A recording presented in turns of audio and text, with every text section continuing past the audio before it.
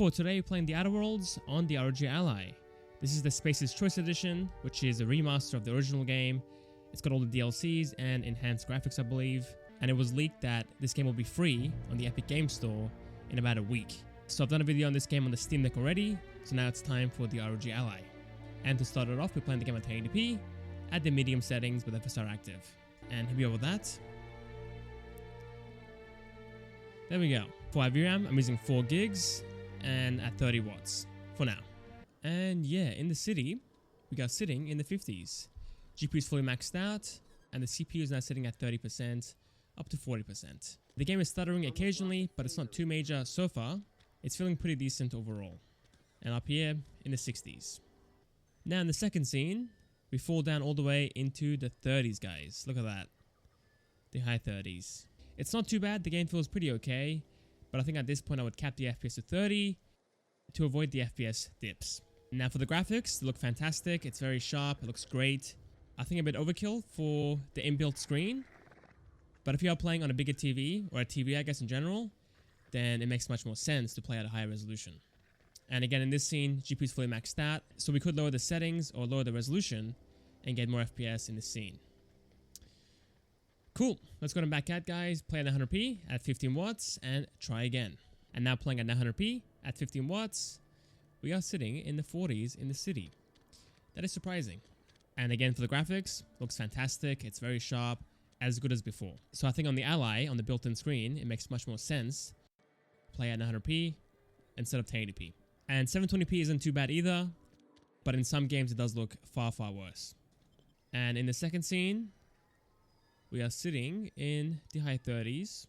Okay, that is actually pretty good, surprisingly. It is doing a fantastic job.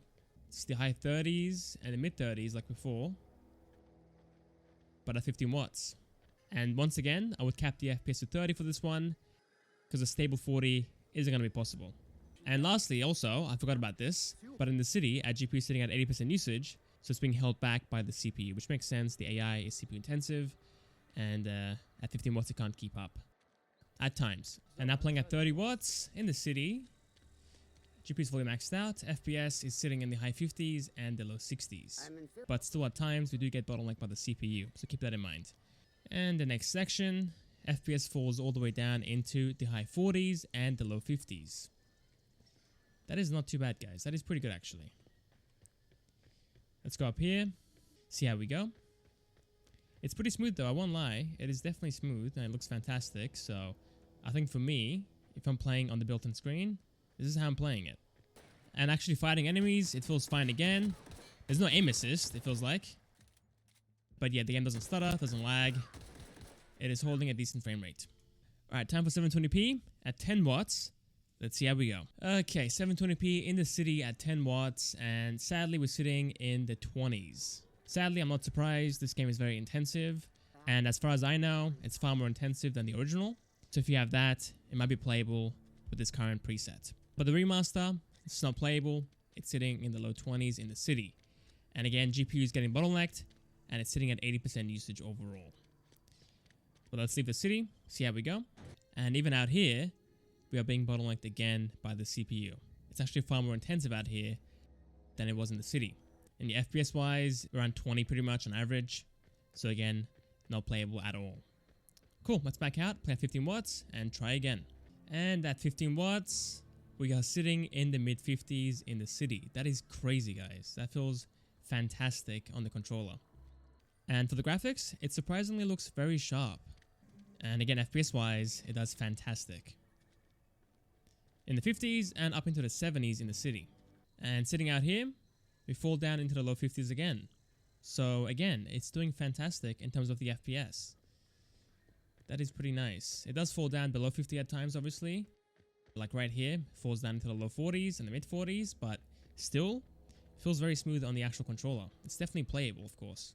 So again, at this point, I would leave the FPS uncapped. It feels fine regardless if it falls down to the 40s or the 50s. It feels very smooth. Can't feel any stutters. And yeah, it looks nice as well. Now 30 watts is a bit overkill I think for 720p. There's going to be a massive bottleneck happening at some point. But let's try it out and see how we go. And 30 watts at 720p. As you guys can see, FPS wise in the high 50s now. And I believe beforehand we had the low 50s in this scene. But regardless, our GPU is getting bottlenecked. It's sitting at 90% usage / 80% usage depending on where we are. So yeah, not a massive gain to be honest. It's a very small one. It's still in the 50s and the 60s, but the FPS again isn't very consistent. And out here, again, sitting in the low 50s.